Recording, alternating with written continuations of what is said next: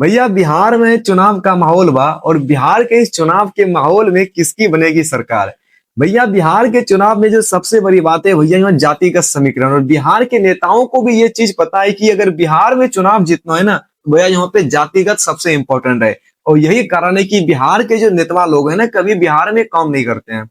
अब जैसे ही बिहार में के नेताओं को भाई साहब सिंबल देना शुरू हो गया ना पार्टी के द्वारा, वैसे ही बिहार के जो नेता है भैया जो कि 5 साल एक बार गांव भी नहीं आते थे देखने के लिए कि गांव में क्या विकास है, लेकिन आज जैसे ही पार्टी के द्वारा सिंबल मिल जाएगा तो हर नेता लोग दिन दिन भर गांव का प्रचार करेंगे। और यहाँ तक कि जो नेता लोग है ना जनता के पैरों के नीचे गिर जाएंगे वोट लेने के लिए, और लेकिन जैसे ही जीत जाएंगे भैया वैसे ही 5 साल के लिए गायब हो जाते हैं। अब बिहार में जातिगत समीकरण का भैया यहाँ पे इसलिए सबसे इंपॉर्टेंट चीज है क्योंकि यहाँ पे कितनी भी काम कर दो ना, दूसरा जो सबसे बड़ी बात है यहाँ कितनी भी काम कर दो ना,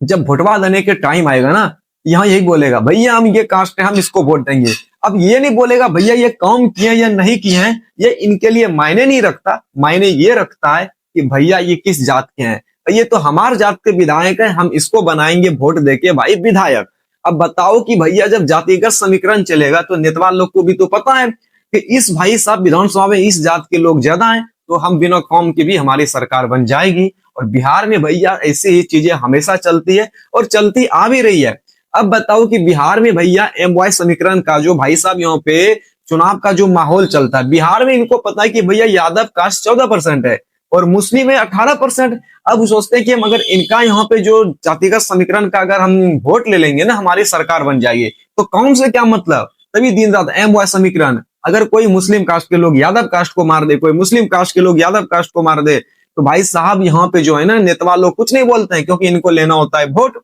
अब भाई साहब अगर अलग पार्टी की बात करें ना, बीजेपी सबकी पार्टी की बात करें, इनको पता है कि हमारा कास्ट के लोग इतना है, अपर कास्ट के जनरल कास्ट के लोग इतना है, कुशवाहा कास्ट के लोग इतना है, SC ST कास्ट के लोग इतना है, तो ये करते हैं हिंदू की भाई साहब जातिगत। हमारे प्रशांत किशोर पांडे जो कि भाई साहब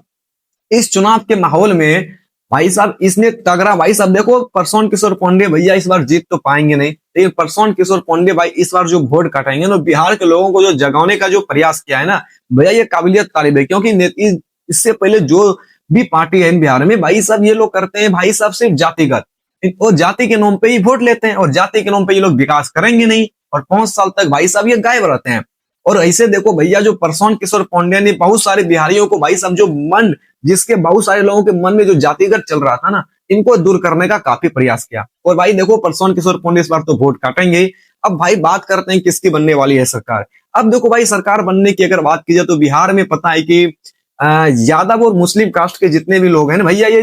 राजद का भाई मेन कोर वोटर है। क्योंकि भाई साहब जितने भी लोगों के सर्वे करोगे ना तो 90% पता चलेगा ये लोग RJD की वोट करने वाले हैं। लेकिन बीजेपी का जो भाई साहब जो सबसे इंपॉर्टेंट चीज है, बीजेपी के जो वोटर है ना उनको पता है कि हम हिंदू राजनीति करेंगे, और हिंदू के नाम पे भैया इनको जनरल कास्ट के वोट मिल जाते हैं, और OBC कास्ट में जितने सारे अब बनिया कास्ट हो, कुशवाहा कास्ट हो, और भी जो भी सारे OBC कास्ट है इनको वोट मिल जाता है, और SC ST में भी इनको वोट मिल जाता है। और हमारे नीतीश भैया का जो योजना है 10,000 वाला, ये योजना तो भैया काफी ज्यादा कारगर है। तो उम्मीद भाई साहब ये भी है कि इस बार भाई टक्कर का मुकाबला होने के चांसेस हैं। और भाई साहब जो सबसे इंपॉर्टेंट चीज है ना, प्रशांत किशोर पांडे तो भैया ये वोट कटवा रहेंगे, मुस्लिम इलाके में जाके वोट काटेंगे, और जहां पे भाई इनके बड़े कास्ट के मतलब अपर कास्ट के लोग, जनरल कास्ट के लोग रहेंगे वहां पे भी जाके वोट काटेंगे। सरकार तो इनकी बनेगी नहीं पर वोट कटवा पाटेंगे। पर भाई साहब जो टक्कर है भाई साहब जदयू वर्सेज आपका तो बीजेपी वर्सेज राजद में भाई साहब कड़ी टक्कर देखने को मिलेगा। और क्योंकि बिहार के चुनाव में हमेशा भाई साहब कड़ी टक्कर देखने को ही मिलता है। और भाई साहब जो मेन चीज क्या है, राजद को जो मेन वोटर भाई साहब जनरल वाले क्यों नहीं है, क्योंकि भाई साहब इनके जो नेता लोग हैं हमेशा भाई इनके खिलाफ ही बयान देंगे, और भाई ये लोग हिंदू विरोधी राजनीति करते हैं। तो यही कारण है कि भैया उम्मीद की टक्कर करा होगा, और इस टक्कर करे में हो सकता है कि फिर से भाई साहब भाजपा की यहाँ पे सरकार बन सकती है। और उम्मीद है कि भाजपा की सरकार बनने के चांसेस काफी ज्यादा है, क्योंकि जितने भी युवा लोग को पूछोगे भाई खास करके महिलाओं को जो आरक्षण मिला है ना, और लड़कियों लोग कहते भी कि हमें जदयू की सरकार चाहिए, नीतीश कुमार हमारे लिए अच्छा काम करते हैं। और स्पेशली ये बात सही है, रियलिटी है कि नीतीश कुमार भाई साहब महिलाओं के लिए काफी ज्यादा अच्छा काम करते हैं, आरक्षण से लेके हर चीज में भाई नीतीश कुमार ने महिलाओं के लिए काम भी किया है।